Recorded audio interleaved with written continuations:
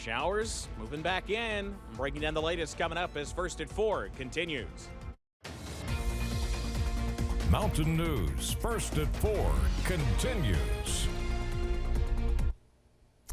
Police, fire, EMS, and dispatchers in Pikeville participated in special training today. First responders across the area took part in situational training scenarios such as home entries, active fires, active shooters, and more. They trained to be better prepared if the worst case scenario becomes a reality. Public Information Officer Tony Kahn says it's all about keeping the town safe and, in the case of active shooter training, keeping kids out of harm's way. We're going to make sure that our schools are safe.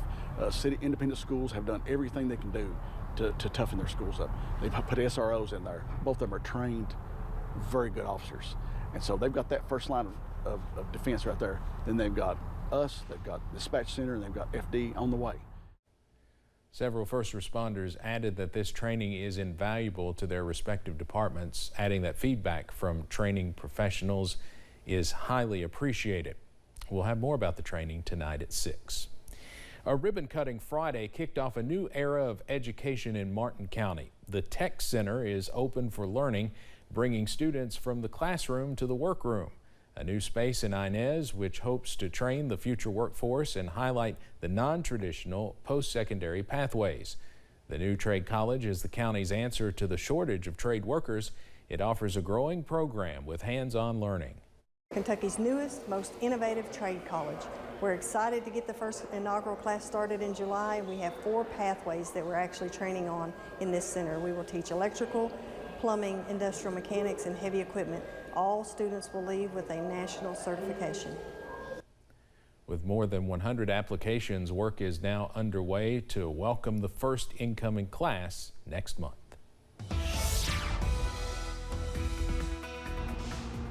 And once again, joining you from out front of the WYMT studios here at 199 Black Gold Boulevard in Hazard with the Kentucky Blood Center's Bloodmobile behind me as part of our summer blood drive. So come on out. You've got about 2 hours left or so to donate blood. We've already seen quite a crowd out here this afternoon. Come on out. You got a little bit longer out there. The weather's not going to be an issue despite the hazy skies we've been seeing all through the region. We've got them here in Hazard, and really, there's nowhere you could escape the haze all throughout eastern and southern Kentucky this afternoon. The view from London Corbin Airport showing we've got plenty of haze out there at the airport. 81, the current temperature there. And we will continue to see plenty of that smog almost out there. There's the view from Buffalo Mountain, southern Perry County. 77 degrees, and yeah, you can tell. We've got quite a bit of that Canadian wildfire smoke out there. Middle and upper 70s in most of the region, low 80s in the Cumberland Valley. How about mid 80s in Monticello?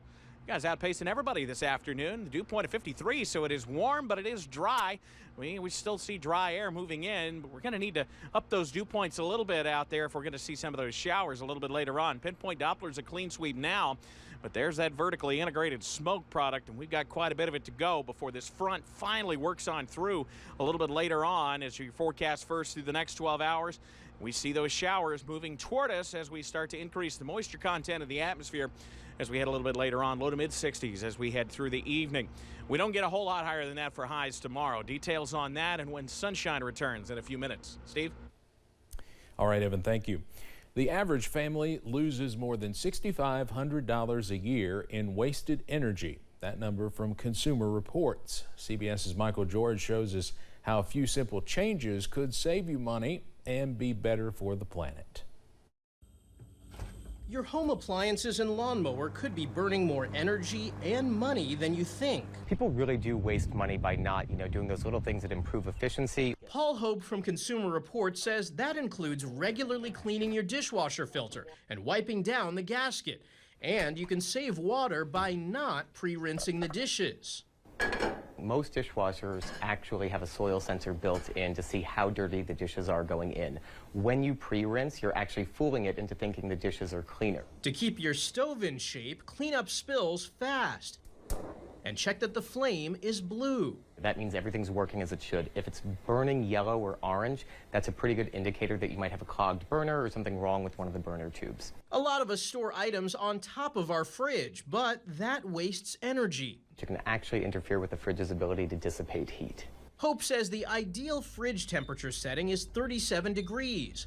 And food will last longer with veggies in the crisper drawer and meat on the bottom shelf where it's coldest. When it comes to the lawn, Consumer Reports says electric mowers are better for the planet, more efficient, and save money in the long run. For years, gas was really the gold standard with outdoor tools, and that's changed in the last few years. How big a difference can these changes make? Over time, I mean, there is potential to save thousands of dollars by just taking care of the appliances you have. A few simple changes adding up to a lot of savings. Michael George, CBS News, Yonkers. Consumer Reports says it is a good time to upgrade to more energy-efficient appliances due to the tax credits from the Inflation Reduction Act. Sales of Bud Light may have slipped, but it is still the top-selling beer in the United States. It's been about 2 months since Bud Light's trans-inclusive marketing push that torpedoed its sales.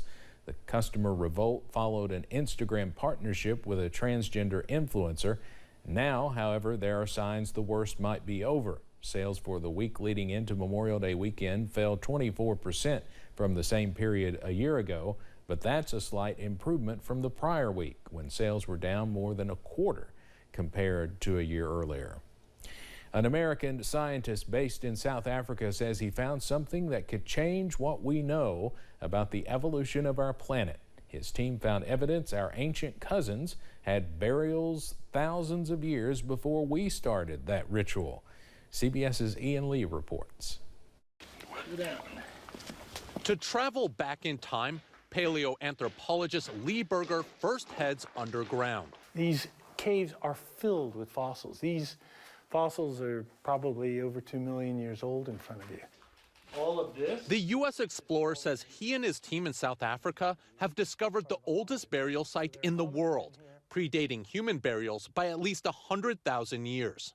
That we have discovered a non-human species that buried its dead in a ritual fashion over and over and over again. And while they were doing that, they carved symbols on the wall above it. Fossil remains of the Homo naledi were uncovered in these caves around a decade ago. Since then, researchers have kept squeezing into them looking for clues. But not everyone is convinced about this latest find, mainly because our Stone Age cousins had brains a third the size of ours. I'm skeptical at this point because I'm not sure that they've accounted for every other potential process that's brought these bones together. Scientists have yet to determine how old the cave markings are or who actually carved them, but Berger is confident it's a groundbreaking discovery.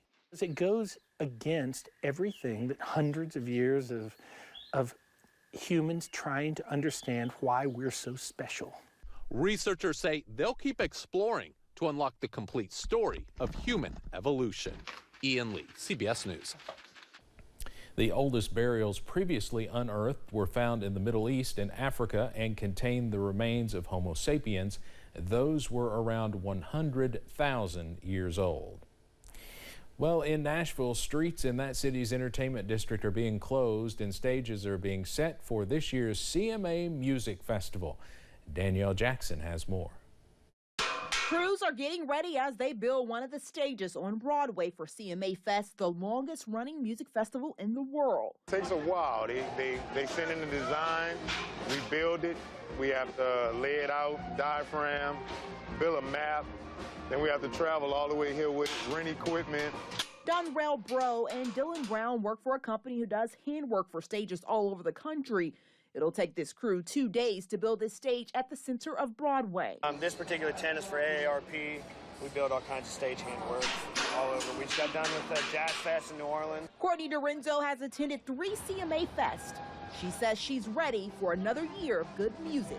Really excited for all the stars. I've seen a few of them actually live already, so being able to see them again is just amazing. So others like Lydia Ray are planning to attend some of the shows after finding out about the fest just this week. Excited to see some of the artists and bring my son. He's excited about Luke Cohn, maybe meeting him, and we're also going to check out Opryland tomorrow night with Carrie Underwood. Fan access, tents, and stages set up in time as the festival starts Thursday, June 8th. As for this crew, they'll be here for it all. It's definitely going to be a zoo. People from all over the country are going to be here loving this kind of music, so get a ride. At least 2 country artists from eastern Kentucky are scheduled to take the stage during CMA Fest this year. According to the CMA Fest online schedule, Tyler Booth from Wolfe County is scheduled to perform this Friday afternoon at 2.